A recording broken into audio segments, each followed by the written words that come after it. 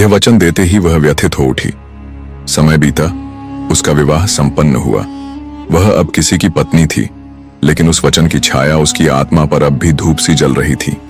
पति के पास जाकर उसने कहा, यदि आप मुझ पर विश्वास करें और अभय दें तो मैं कुछ कहना चाहती हूं।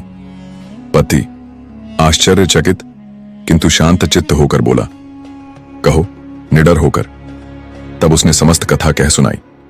पति ने गहन विचार किया और समझ गया कि मन की गांठ वचन से बंधी थी, कोई छल या द्रोह नहीं था। उसने अनुमति दी। मदन सेना वस्त्राभूषण पहन बाहर निकली, किंतु मार्ग में उसे एक तस्कर मिल गया। उसने उसका अंचल पकड़ लिया। मदन सेना ने कातर स्वर में कहा, यदि आभूषण चाहिए तो ले लो, पर मुझे मुक्त करो। मदन सेना ने निर्भीक होकर उसका हाथ चाया और कहा, मैं एक वचन निभाने जा रही हूं, लौटते हुए तुम्हारे पास अवश्य आऊंगी। तस्कर ने न जाने किस भावना में बंधकर उसे जाने दिया। वह धर्मदत्त के पास पहुंची। वह उसका आगमन देखकर पुलकित हुआ, किंतु जब सारा वृत्तांत सुना तो चुप हो गया। उसकी आंखों में एक करुणा उभरी और वह बोला, जा, तू मुक्त है।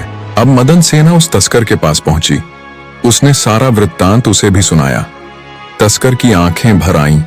वह कुछ नहीं बोला, बस उसका साथ दिया और उसे उसके घर तक छोड़ आया। जब मदन सेना अपने पति के पास पहुंची और सब कह सुनाया तो वह हंस पड़ा। तू वचन निभाकर लौटी है, उसने कहा, इससे बड़ा धर्म और क्या होगा। अब बताओ हे राजन, कौन अधिक त्यागी था, पति जिसने वचन निभाने की स्वतंत्रता दी, धर्मदत्त जिसने उसे जाने दिया, या वह तस्कर जिसे कोई भय, कोई दंड, कोई संकोच नहीं था, फिर भी उसने उसे छुड़ा दिया।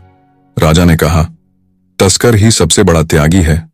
पति ने धर्म निभाया, धर्मदत्त ने भयवश त्याग किया, पर तस्कर ने कुछ भी न होने पर भी छोड़ दिया।